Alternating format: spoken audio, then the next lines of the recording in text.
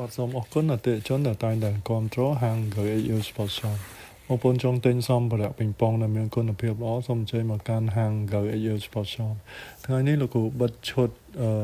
ពិសេសមួយទៀតហើយគឺដងនីតគូ Ito Blade ឆ្នាំ2025ហូបពោះហើយឈុតនេះយើងបិទជាមួយនឹងស្បែកJackson ប្រើសម្រាប់ forehand ហើយនឹង backhand យើងប្រើ Harmon Tattoo Special ហ្នឹងហើយយើងបិទវ៉នការពារមួយទៀតហើយនឹងយើងមានសូមនេះសូមរកែតនេះតគូអានេះសូមខះរឹងល្អហ្នឹងហើយអាចការពារដងយើងបានល្អលក្ខណៈពិសេសនៃដង Ito Blade ឆ្នាំ2024គឺវាស្រាលដងដែលខ្ញុំបិទនេះគឺ77ក្រាមហើយយើងប្រើឈើហ៊ីណូគី2ជាន់កាបោន AD ឈើហ៊ីណូគី5ជាន់កាបោន AD 2ជាន់ហ្នឹងហើយអញ្ចឹងឈើហ្នឹងលោតល្អហើយសំខាន់វាស្រាលហើយយើងបិទជាមួយនឹង Connection អូសតាក់ល្អអូសកកិតល្អហើយទះអីលឿនbackhand Harmon Tattoo លេងអតៈអីលឿនអូសបានអតៈទះ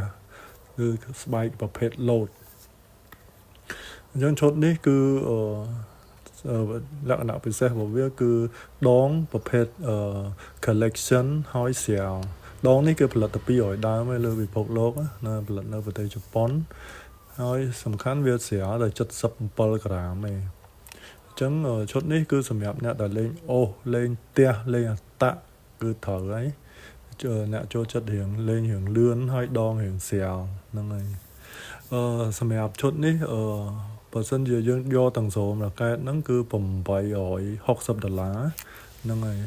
$860ហ្នឹងហើយបើសិនជាយើងយកតែឈុតដងជាមួយស្បែកនឹងវ៉នទេអាហ្នឹងតែ